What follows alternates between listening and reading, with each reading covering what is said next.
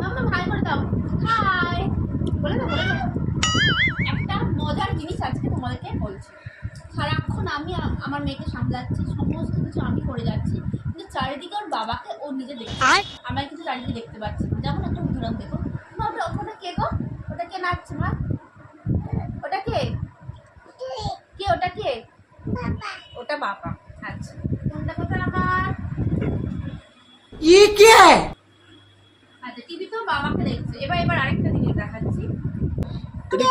এটা কে বাবা? এটা কে বলো? এটা কে মা? কে এটা? No, no, no. এটা কে মা? এটা কে? কে এটা? কে এটা? কে বলো?